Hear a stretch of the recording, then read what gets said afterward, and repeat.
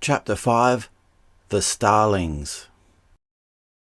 I could not think so plain a bird could sing so fine a song.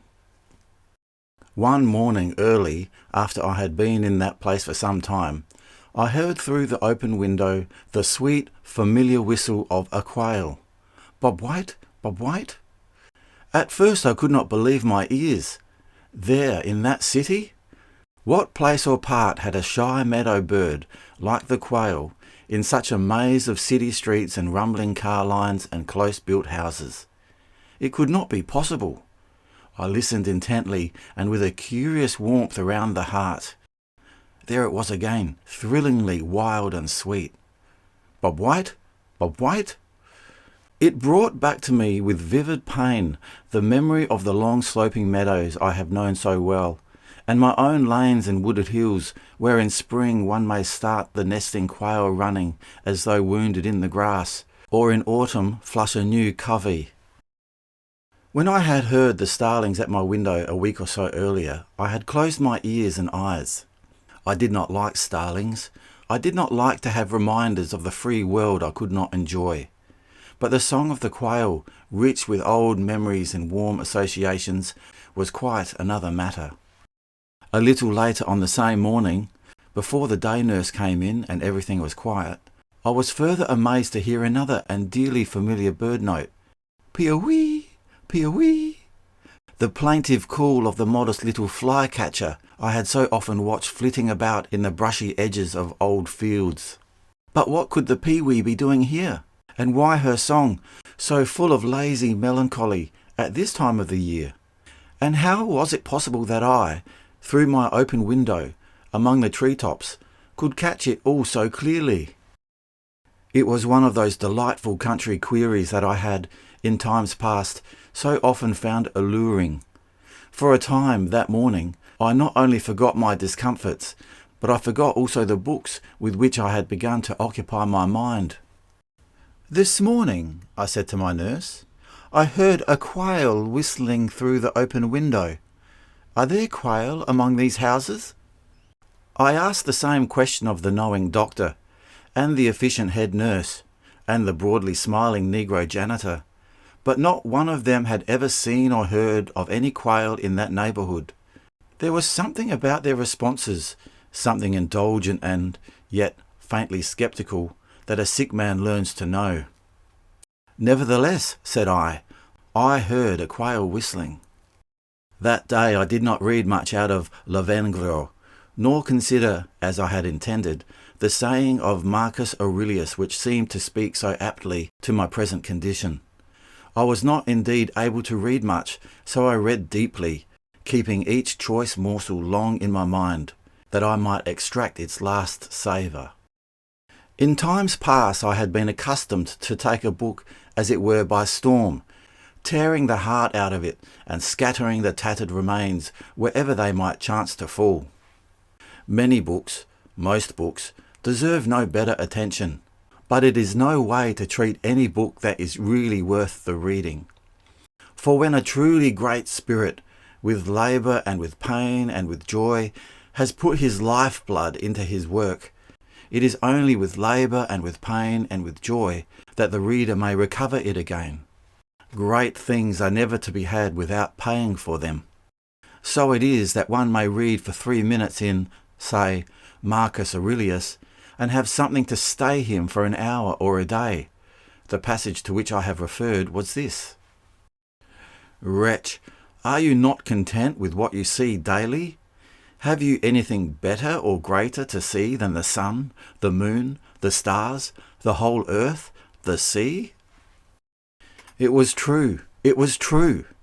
I had been lying here these weeks, wretch that I was, consumed by my own ills, allowing my own miserable past and my own anxious future to blot out the sun, the moon, the stars, the whole earth, the sea. I was not content with what I could see daily.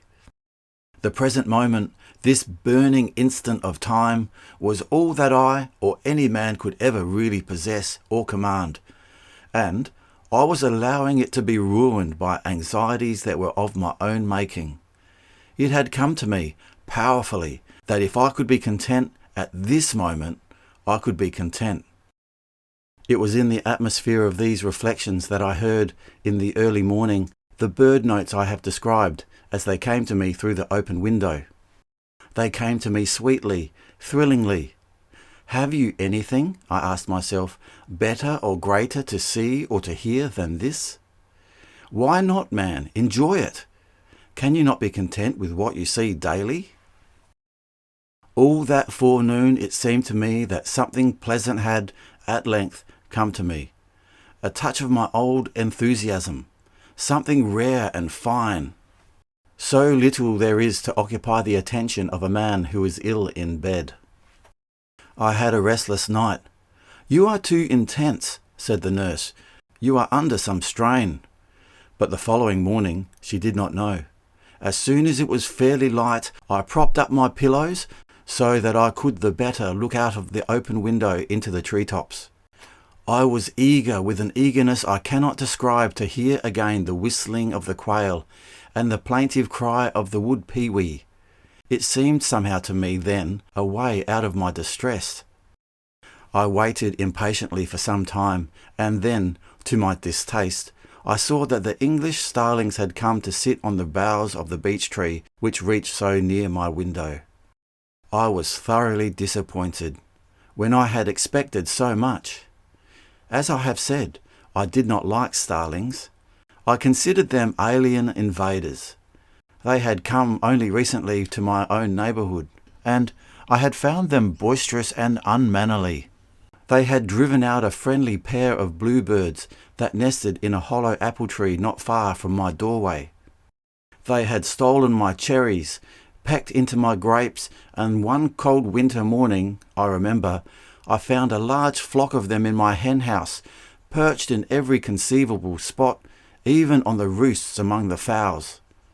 When I opened the door, they rose with a tremendous whir and drove straight through the meshes of the wire netting that screened the front of the building, meshes that, it would have seemed, no bird could creep through, much less fly through. It was a feat to see. Nor did I like the raucous cry of warning or alarm with which they filled the very air. How much more modest and charming, I thought, are our own bluebirds and orioles and catbirds and song sparrows, to say nothing of that golden songster, the wood thrush. And yet here they were this morning, on the bough by the window. Wretch, I said to myself, are you not content with what you see daily? Are there no beauties or interests in this world that you have not already discovered? With that I began to observe the starlings more closely. The sun was just coming up, filtering through the lacy fretwork of beech twigs, and I caught the glint of colour on their wings and back. I had always thought of them as a kind of rusty black. So they had appeared in the spring and summer flocks I had seen oftenest. But they were not so at all upon close observation. Quite otherwise, indeed, for they were clad in shimmering garments of iridescent blue, steel green, purple, with here and there, especially when they moved, the glint of a buff-tipped wing feather. The breasts were mottled with splashes of white or buff. In all these discoveries I was vastly surprised and interested. I began to watch them still more closely. What active, sprightly fellows they were, anyway. There was something jaunty, almost humorous, in the way they sidled about, cocked their heads, preened their feathers. I had thought them unmannerly and raucous-voiced, but there was something positively charming in the little intimate, almost affectionate airs they put on as they sat together exchanging the gossip of a fine autumn morning. And so far from the harsh cries I knew them by, I now heard, from my highly privileged place, their deliciously intimate conversation. They too, like our own native catbirds and thrushes, had their low whisper songs, though with them it was scarcely song at all, but low musical ejaculations and gurgling notes, and from time to time, as though some of the gossip had passed utterly beyond the pale of credibility or propriety, some bird would break in with a kind of ironical whistle, high, clear and sweet, and, as it seemed to me that morning, full of laughter. They reminded me exactly of a group of lively old ladies, all by themselves at a tea party. I have been interested all my life in birds, as an amateur enjoyer rather than a careful student, and it seemed to me that morning that no birds I had known before gave such an impression of distinct and vigorous personality as these. They had such a gift of being entirely alive and joyous in a world that I had begun to think unhealthy and abnormal. They seemed actually to have a kind of humour. These impressions came to me with something of a shock, considering the contempt in which I had previously held them, but it was nothing compared with the shock that I had a little later. While I was thus observing the starlings as closely as I could, I heard again the note of our meadow quail. Bob White, Bob White. It was perfectly clear and distinct. I was greatly excited. There, said I knew perfectly well I heard it. And a little later, to my surprise, came the song of my old friend the wood pewee. Pewee, pewee, pewee. They seemed close at hand, as though the birds were under or near my window. Just at that moment, one of the starlings ruffled the feathers of its throat in song, and, though at first I could scarcely credit my senses, it seemed evident that my Bob White was in reality a starling. It was a thrilling moment. Was it possible? Was my pewee also a starling? I listened and watched again with great intentness, and soon assured myself that the starlings, in addition to many other gifts, were also mockingbirds. I don't wonder that my nurse shook her head over me that morning, though I lay there as quiet and innocent as though I did not feel like Bird or Peary or Edison all rolled into one. Quiet, she cautioned, quiet. No one, said I, could have been quieter than I, and it has brought me great things. Great things? She asked. Very great things, said I, but I did not then tell her what they were. The next morning I was again awake at dawn, but doomed to sharp disappointment, for the starlings, which I began now to think of as old friends, did not appear. A drizzling rain fell all day long. On the second morning, however, I was delighted to find the plump little old ladies gathering for their tea party.